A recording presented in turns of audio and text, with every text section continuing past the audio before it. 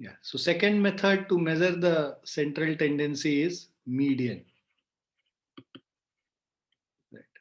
So median के लिए हम लोग क्या करते हैं, ये जितने भी ऑब्जर्वेशंस हैं इन सब ऑब्जर्वेशंस को हम लोग असेंडिंग ऑर्डर या डिसेंडिंग ऑर्डर में अरेंज कर लेते हैं, और उसके बाद जो मिडिल मोस्ट डेटा है वो हमें मीडियन देता है.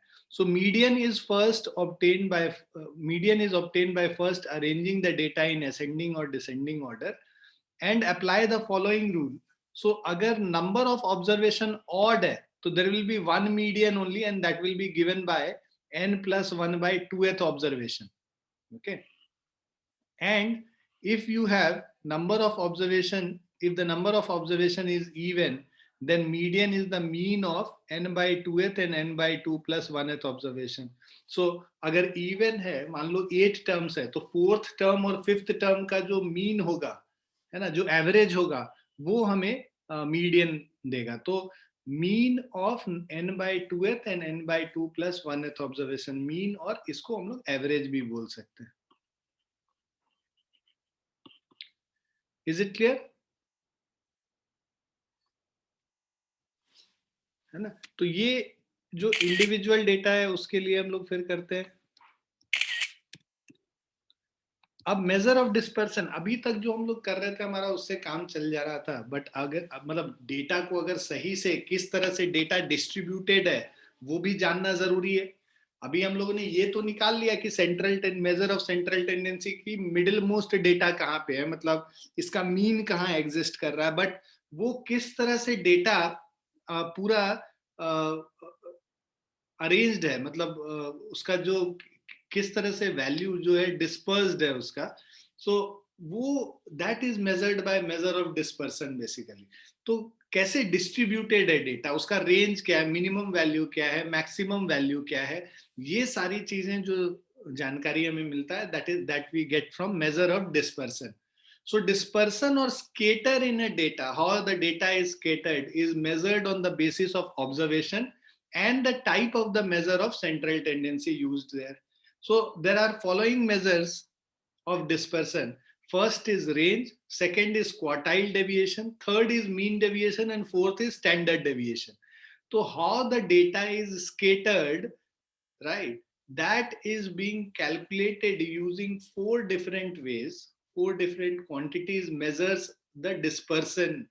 First is the range of data. Range क्या होता है, मिनिमम वैल्यू मैक्सिमम वैल्यू का जो डिफरेंस है वो रेंज ऑफ डेटा होता है. फिर क्वार्टाइल डेविएशन है, मीन डेविएशन है. मीन डेविएशन मतलब मीन ऑफ द डेटा के आजू बाजू कैसे वो डिस्ट्रीब्यूटेड है, वो मीन डेविएशन आता है. उसके बाद फिर स्टैंडर्ड डेविएशन. तो हम लोग ये सारे मेथड्स पढ़ेंगे, रेंज निकालने का तरीका सीखेंगे, मीन डेविएशन निकालना सीखेंगे, स्टैंडर्ड डेविएशन निकालना सीखेंगे. क्वार्टाइल डेविएशन हमारे कोर्स में नहीं है. ठीक है. सो measure of dispersion is done using the measure of range, mean deviation, standard deviation. तो फर्स्ट आ जाते हैं रेंज पे. रेंज ऑफ ए सीरीज क्या होता है, कभी भी रेंज कैसे मेजर करते हैं, maximum value minus minimum value gives you the range of data. So range of data gives us the rough idea of variability or scatter, but does not tell about the dispersion of the data from measure of central tendency. मतलब किस तरह data dispersed है भाई, जो central जो value है mean के आसपास ज्यादा डेटा है या फिर एक्सट्रीम पोजीशंस पे ज्यादा डेटा है, कैसे डिस्ट्रीब्यूटेड है डेटा उसके बारे में नहीं बताता है. राइट. तो इट डज नॉट, ठीक है, does not tell about the dispersion of data from the measure of central tendency. So for this purpose we need some other measure of variability.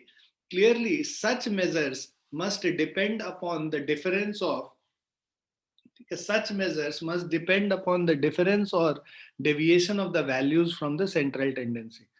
The important measures of dispersion which depends upon the deviation of the observation from a central tendency are mean deviation and standard deviation. Let us discuss them in detail. तो अभी हम लोग दो method सीखेंगे, एक mean deviation और standard deviation, ये सीखेंगे. रेंज ऑफ सीरीज तो पता ही है, मैक्सिमम वैल्यू और मिनिमम वैल्यू का डिफरेंस. सो पहले mean deviation. So recall that deviation of an observation x from a fixed value a is the difference x minus a. है ना, याद है हम लोग एक मेथड हम लोगों ने एज्यूम्ड मीन मेथड किया था, वहां पे हम लोग डेविएशंस निकालते थे और डेविएशन निकाल के उसका मीन निकालते थे बेसिकली.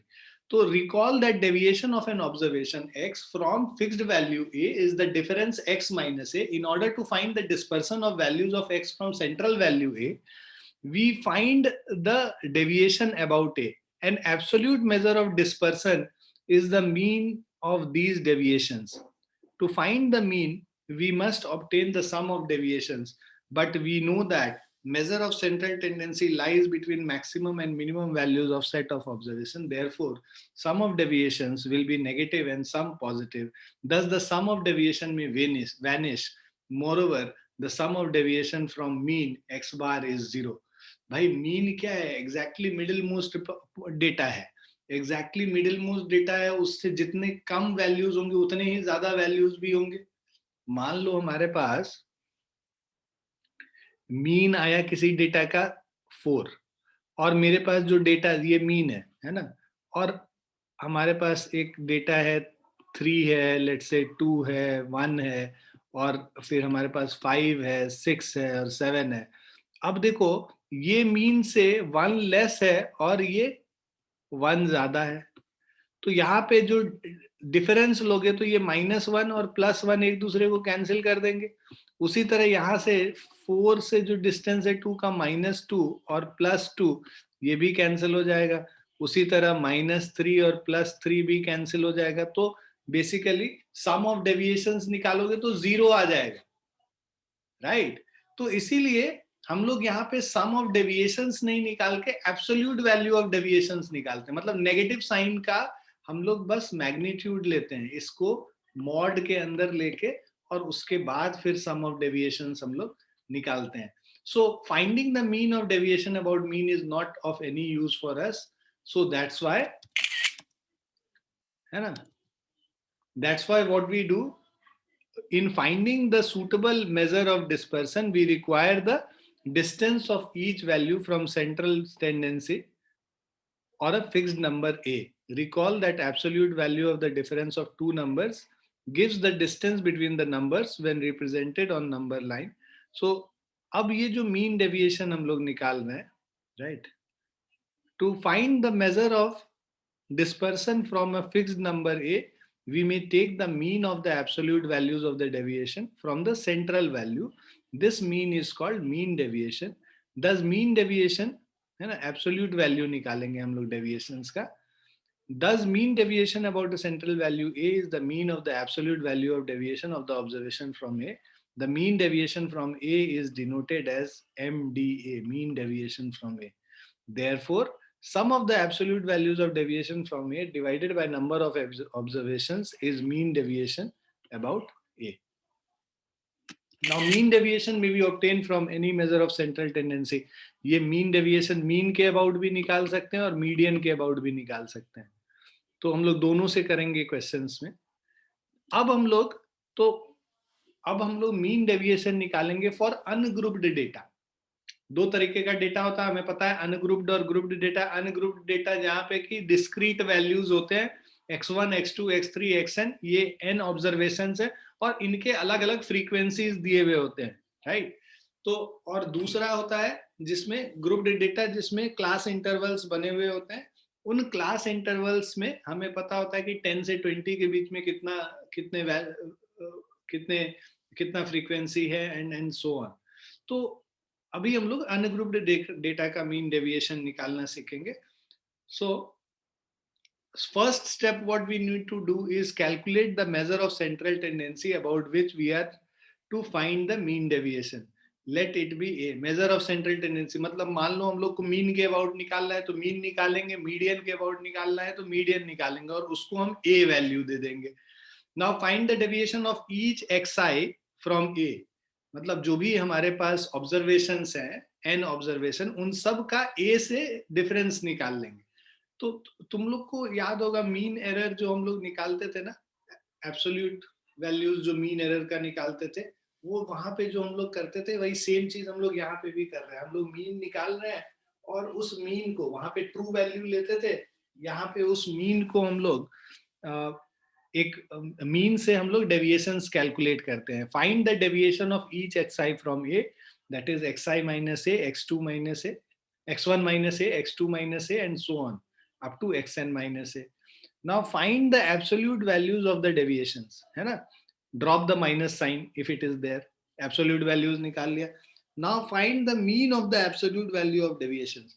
जो भी हम लोग absolute value of deviation निकालें उसका mean निकाल लेंगे, तो वो हमें mean deviation about a निकाल के दे देगा. mean deviation about mean या mean deviation about median, जो भी हमें दिया हुआ है.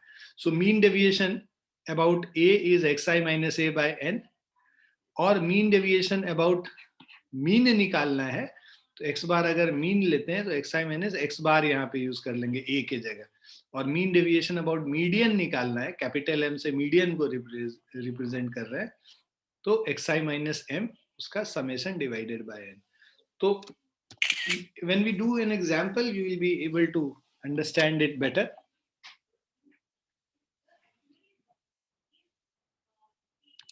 यहाँ पे हम लोग सिंबल कैपिटल एम को इस पूरे चैप्टर में मीडियन से रिप्रेजेंट करेंगे. Now find the mean deviation about the mean for the following data. ये देखो अनग्रुप्ड डेटा है ना, तो मीन डेविएशन अबाउट मीन निकालने बोल रहा है. तो सबसे पहला स्टेप क्या था, एक एक करके हम लोग स्टेप वाइज करते हैं. तो पहला स्टेप अगर तुम देखो था कि calculate the measure of central tendency. ठीक है, तो अगर हम लोग स्टेप वाइज समझे यहाँ पे, तो first step was calculate the mean.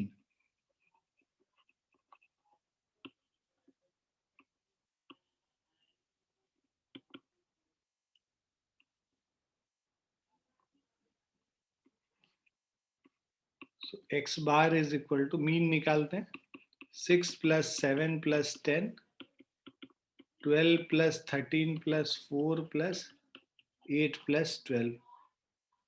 So 6, 7, 10, 12, 13, 4, 8, 12 divided by 8. So this is 3 plus 3 plus 2. इन सबको ऐड कर दो, 12 plus 8 20, 24, 27 37, 47 49, 59, 66 and 6 72. So this is 72 by 8 which is equal to 9. तो मीन हम लोगों ने निकाल लिया. मीन कितना निकला हमारा, 9 निकला, राइट.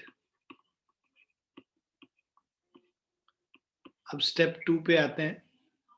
ठीक है, स्टेप 2 हम लोग क्या था, क्वेश्चन जो अभी हम लोग पीछे देखे थे, find the deviation of each from A. तो इसका हम लोग डेविएशन निकाल लेते हैं इससे, मीन से. तो मतलब 6 माइनस x माइनस x बार जो डेविएशन होगा,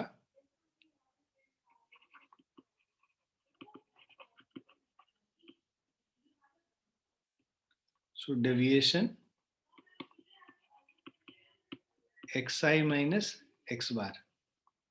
ठीक है, तो ये हम लोग निकाल लेते हैं. अब सबसे 6 माइनस 9 हो जाएगा -3, 7 माइनस 9 हो जाएगा -2, राइट. और उसके बाद 10 minus 9 is 1, 12 minus 9 is 3,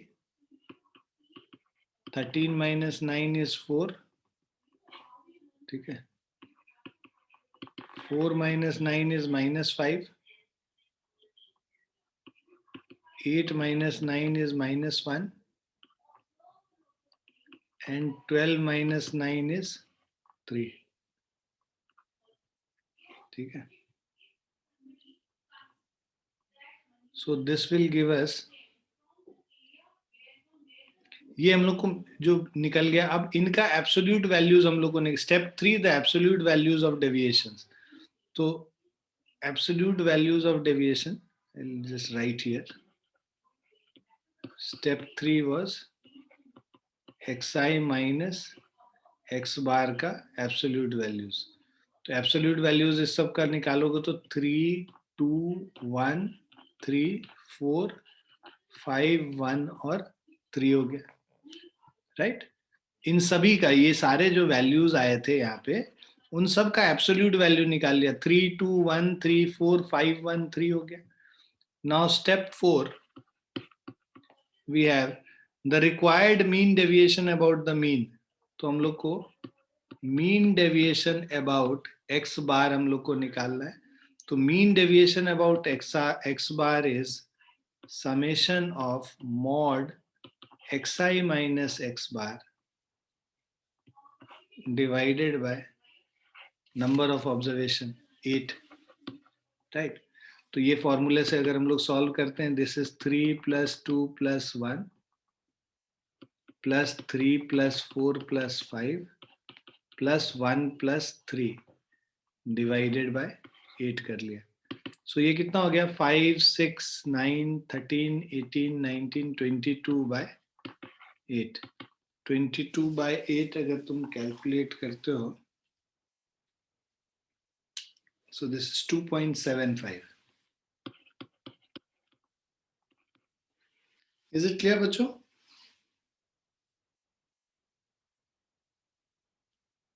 yes sir. सबको समझ में आ गया कैसे हम लोग निकाल रहे हैं यहाँ पे mean deviation about mean? Yes sir. Yes sir.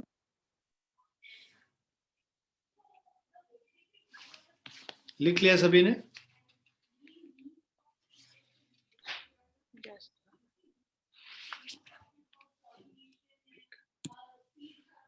Second question में देखो, ये बहुत सारा डेटा दिया हुआ।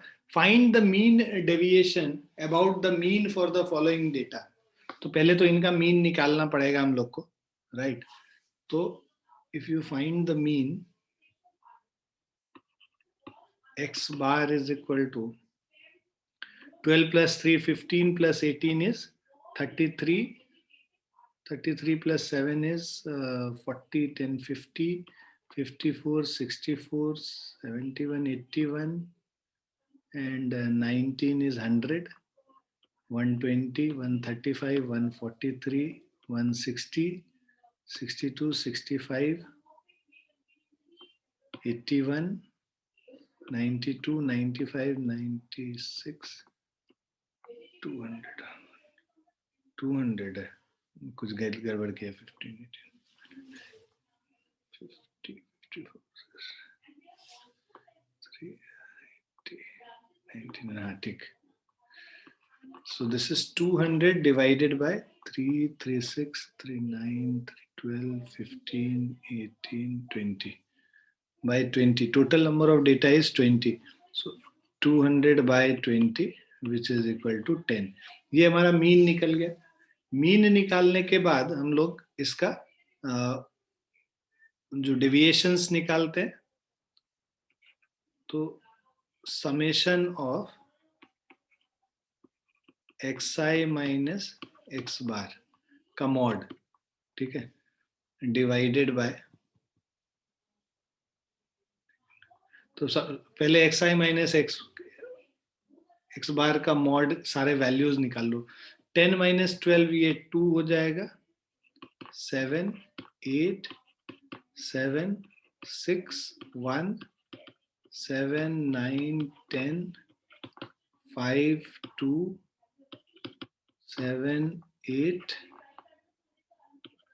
7, 6, 1, 7, 9, 10 और 5, ठीक है। 2, 7, 8, 7, 6,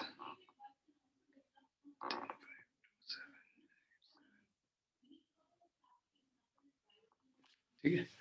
xi माइनस x बार हम लोग को निकल गया, डेविएशंस निकल गए, एब्सोल्यूट वैल्यूज ऑफ डेविएशंस। इसके बाद हम लोग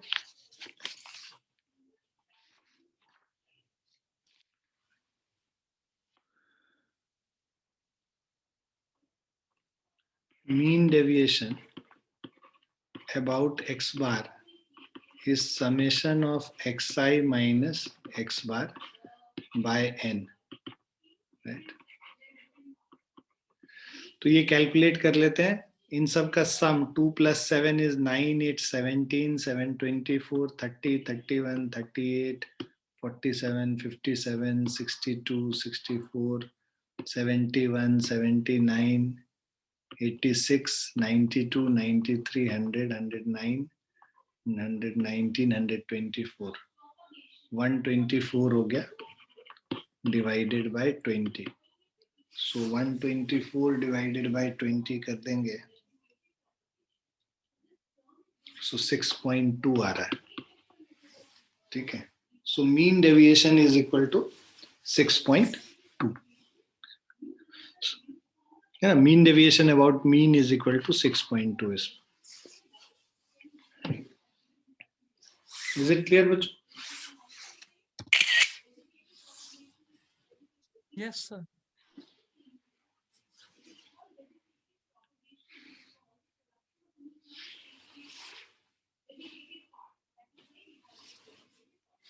लिख लिया सभी बच्चों ने?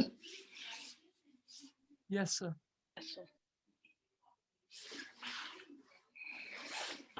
Yes, sir. नेक्स्ट क्वेश्चन में कह रहा है find the mean deviation about the median for the following data. तो सबसे पहला स्टेप होता है, जैसे वहां मीन निकालना था, यहाँ मीडियन निकालेंगे. मीडियन निकालने के लिए पहले हम लोग उसको क्या करते हैं, असेंडिंग या डिसेंडिंग ऑर्डर में अरेंज करते हैं. तो पहले हम लोग इसको, बिकॉज असेंडिंग ऑर्डर में हम लोग इसको अगर अरेंज करें तो ये हमारा 3 हो गया, फिर 3, ठीक है. 3 के बाद फिर 4 ले लेते हैं, फिर 5, 5 के बाद 7 है, 7 के बाद 9 है, 10, 12,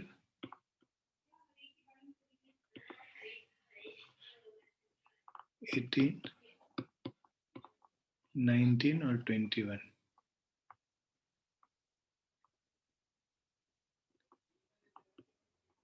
So there are in total 11 datas. ठीक है. So since n is equal to 11 is odd, so हमें पता है median is equal to odd होने पे 11 plus 1 by 2th term. So 12 by 2 मतलब 6th term. 6th term start से करो 2 to 4 to 6, तो 9 is the median. तो 6th term हमारा 9 हो जाएगा, तो मीडियन हमारा निकल गया, राइट. सो हम लोग को मीडियन का वैल्यू निकाल लिया हम लोगों ने. अब हम लोग xi माइनस कैपिटल M का एब्सोल्यूट वैल्यू निकालना है. ठीक है. सो ये एब्सोल्यूट वैल्यूज इन सब का निकाल लो.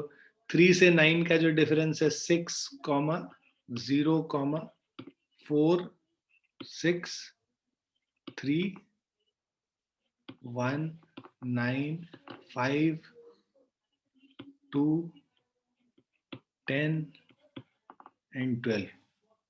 So these are the values. 6, 6, 5, 4, 2. So 6, 0.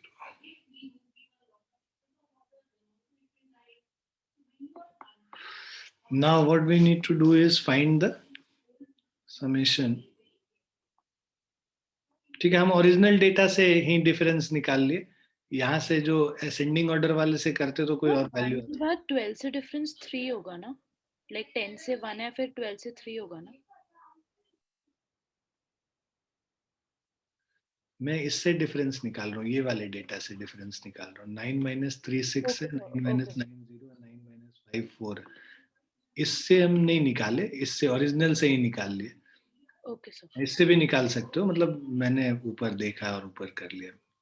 So xi minus m जो हम लोगों ने एब्सोल्यूट वैल्यू निकाला हम लोगों ने. अब हम लोगों को summation, basically mean deviation about mean, हम लोग मीडियन निकालना है. So this will be summation of xi minus m by n. summation of xi minus m 6 plus 0 plus 4 plus 6 plus 3 plus 1 plus 9 plus 5 plus 2 plus 10 plus 12 divided by 11.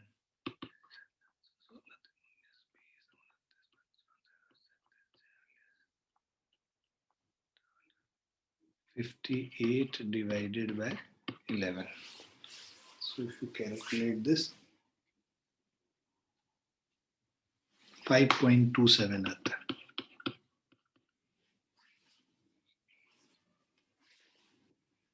Clear बच्चों?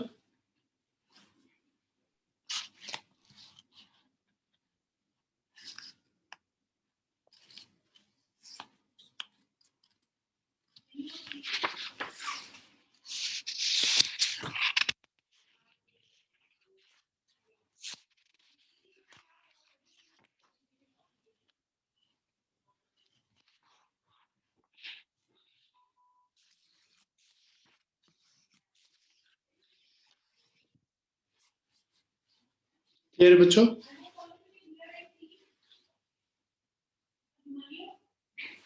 Yes, sir.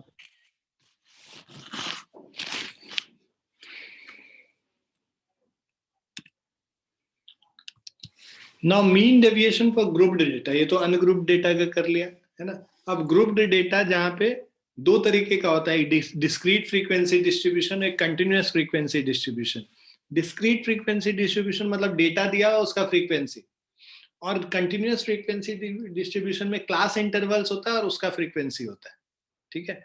So mean deviation for grouped data, we know that data can be grouped into two ways. One is discrete frequency distribution, अलग अलग values होगा भाई, 10 आने का क्या frequency है, 20 आने का क्या फ्रीक्वेंसी है, एंड सो ऑन. और कंटिन्यूअस फ्रीक्वेंसी डिस्ट्रीब्यूशन में हम लोग रेंज ले लेते हैं, 10 से 20 के बीच में क्या फ्रीक्वेंसी है, 20 से 30 आने के बीच में क्या फ्रीक्वेंसी है, वो कंटिन्यूअस फ्रीक्वेंसी डिस्ट्रीब्यूशन होगा. Now let us discuss the method for finding mean deviation for both types. पहला आ जाते हैं डिस्क्रीट फ्रीक्वेंसी डिस्ट्रीब्यूशन में. Let the given data consist of n distinct values.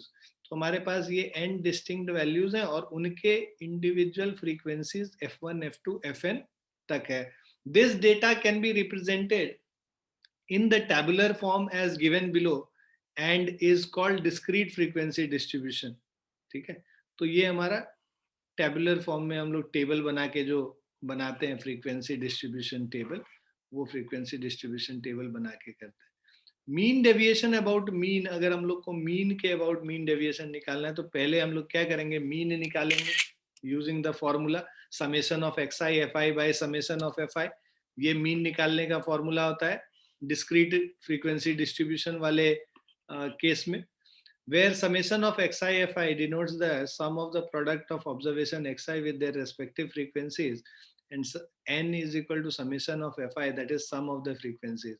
We find the deviation of the observation xi from mean and take their absolute values, xi minus x bar करके उसका absolute value निकाल लेते हैं. उसके बाद उसके frequencies से उसको मल्टीप्लाई करते हैं. Mean deviation about x bar is again fi into वो जो डेविएशन हम लोगों ने निकाला, उस डेविएशन को उसके फ्रीक्वेंसी से मल्टीप्लाई करके और divided by summation of fi कर दिया, तो हम लोग को मीन डेविएशन अबाउट मीन पता चल गया. ठीक है. So mean deviation about mean निकाल लेते. मीन डेविएशन अबाउट मीडियन निकालना होता है. To find mean deviation about median, we find the median of the given discrete frequency distribution. For this the observation are arranged in ascending order. After this, the cumulative frequencies are obtained. Then we identify the observation whose cumulative frequency is equal to or just greater than n by 2, where n is the sum of frequencies. This value of the observation lies in the middle of the data. Therefore, it is required median. After finding median, we obtain the mean of the absolute value of deviation from the medians. तो अभी example देखेंगे तो समझ में आ जाएगा कैसे करना है. So fourth example में find the mean deviation about the mean for the following data. तो हम लोग को mean के about mean deviations हम लोग को निकालना है. तो सबसे पहले तो हम लोग यहाँ पे टेबल बनाते हैं, टेबल बना के करते हैं. तो फ्रीक्वेंसी ये डेटा जो xi है 2, 5, 6, 8, 10, और 12। अब इसके बाद हम लोग इनके फ्रीक्वेंसीज को देखते हैं।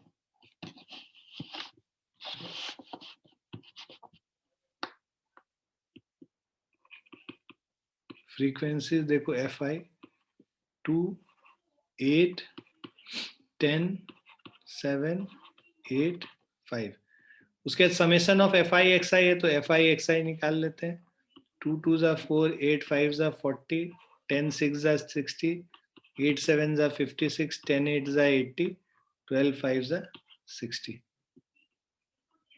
ठीक है, यहाँ पे हम लोग समेशन ऑफ FI XI निकालेंगे। 80 60 140, 196, 256, 296 प्लस 4 300 हो गया। समेशन ऑफ FI कर लोगे 40 हो गया समेशन ऑफ FI। ठीक है ना, अब हमें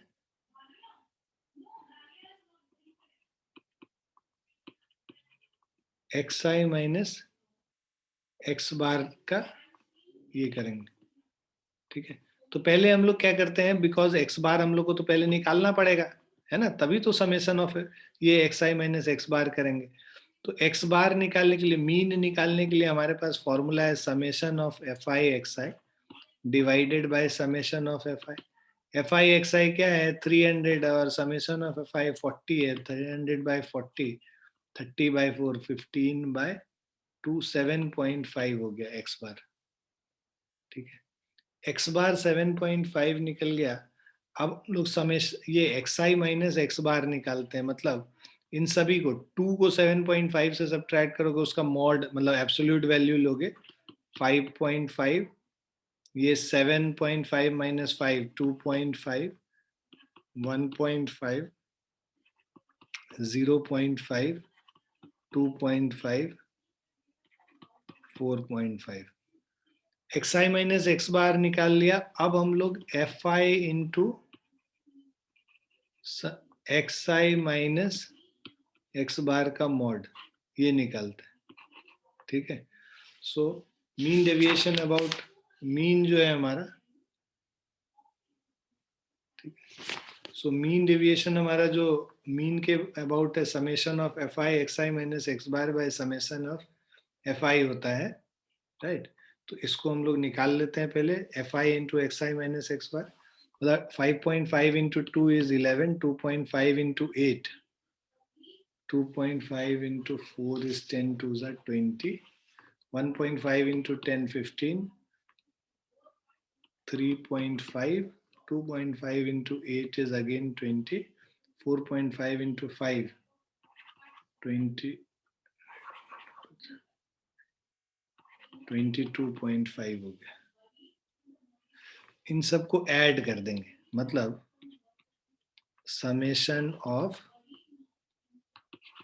FI into mod XI minus X bar. This is 22 point, so 11, 20, 11, 31, 36, 46, 49.5, 69.5, 70 and 22, 92 हो गए। अब देखो, mean deviation about X bar is summation of FI absolute value of XI minus X bar by summation of FI. ठीक है, so which is equal to 92 divided by 40. so इसको calculate करेंगे 92 by 40, 2.3 आ गया। ठीक है, तो डिस्क्रीट फ्रीक्वेंसी डिस्ट्रीब्यूशन में जब हम लोग मीन के अबाउट निकालते हैं मीन डेविएशन, तो ये हमारा मेथड है उसके लिए। क्लियर है बच्चों?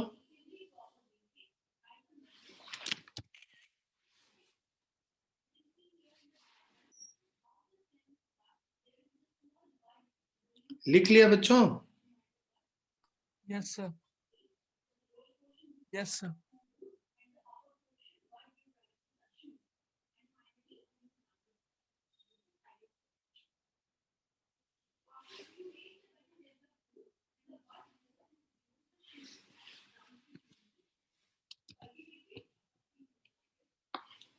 Now find the mean deviation about median for the following data.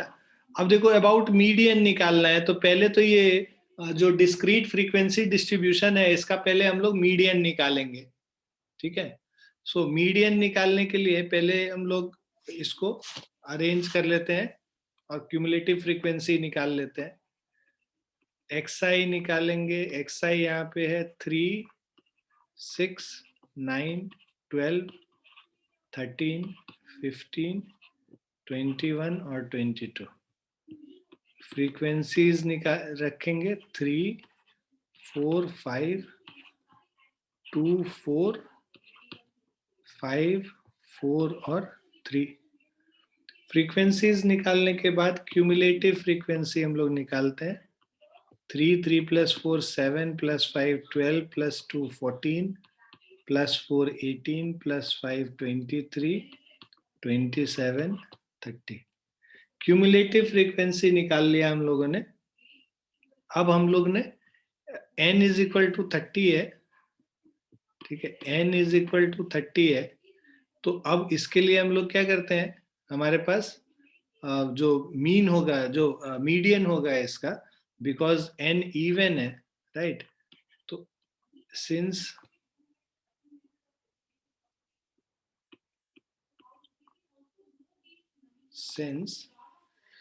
इसी में यहाँ पे लिख लेते हैं. Since n is even, right. तो इससे हमारा जो मीडियन है, median is equal to n by 2th term, n by 2 plus 1th term divided by 2. So this is equal to n by 2th term, 30 by 2, 15th term plus 16th term, 15th term plus 16th term by 2 हमारा होगा यहाँ पे, right. 15th term, अब देखो 14 तक यहाँ पे है, 14 के बाद सीधे 18 पहुंच गया. मतलब 15th 16th दोनों टर्म क्या है, 13 ही है. समझ में आ रहा है. See this is cumulative frequency. 14th term ये है, 15th टर्म जो है 13 होगा, 16th भी 13 होगा, 17th और 18th, 14th से के बाद 15th से लेके 18th तक सारे टर्म 13 के बराबर है. तो ये क्या हो जाएगा, 13 प्लस 13 बाय 2, मतलब 13 ही हो गया इसका मीडियन. मीडियन जब निकल गया, अब हम लोग summation basically absolute value of xi minus m निकालते हैं. Absolute value of xi minus m निकालेंगे तो ये हम लोग को दे देगा 13 है m का वैल्यू, 3 माइनस 13 मतलब 10, 7, 4, 13 माइनस 12 इज 1, 0, 13 माइनस 15 2,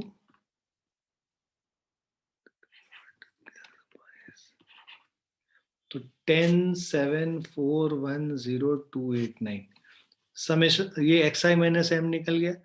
अब fi into xi minus m निकाल लेते हैं. इसको fi से मल्टीप्लाई कर लेते हैं. 30, 28, 20, 2, 0, 10, 32, 27. ठीक है.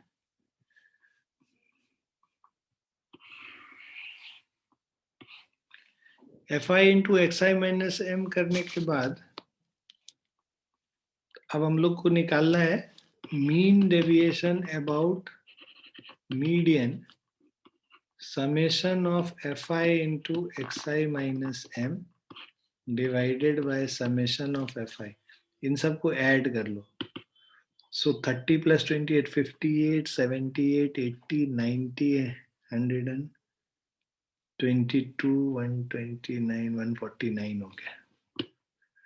149 divided by 30. So 149 by 30 करेंगे 4.96. 4.966 है तो 4.97 लिख लेते. क्लियर है बच्चों?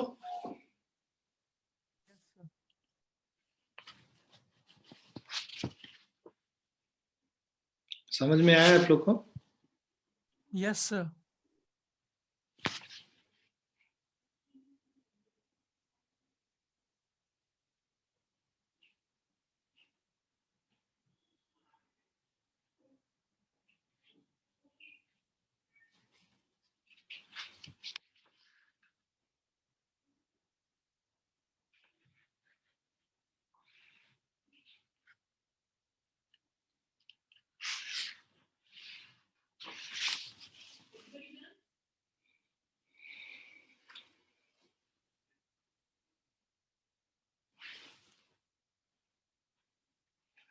लिख लिया आप लोगों ने? Yes, sir. अब आपका क्या काम है कि ये जो ये डिस्क्रीट फ्रीक्वेंसी डिस्ट्रीब्यूशन वाले तक क्वेश्चन कर लीजिएगा, कंटिन्यूअस फ्रीक्वेंसी डिस्ट्रीब्यूशन वाला हम अगली क्लास में करेंगे। तो आपको फर्स्ट क्वेश्चन से लेके 15.1 एक्सरसाइज का पहला से 8वां क्वेश्चन तक करना है, फर्स्ट से 8 तक। Exercise 15.1 question number 1 to 8। ठीक है? जिन बच्चों के पास ये किताब नहीं है एनसीईआरटी, उसको हम फोटो भेज दे रहे हैं।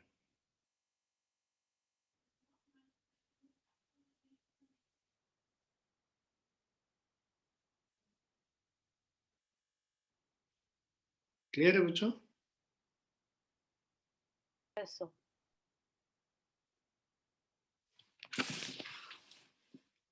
Just sending across.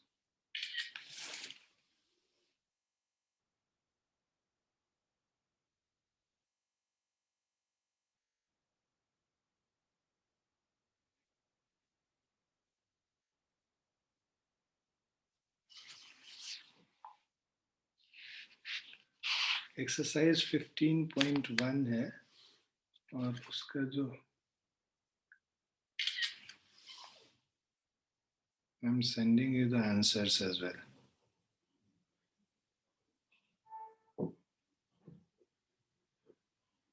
So question number 1 to 8 is your homework.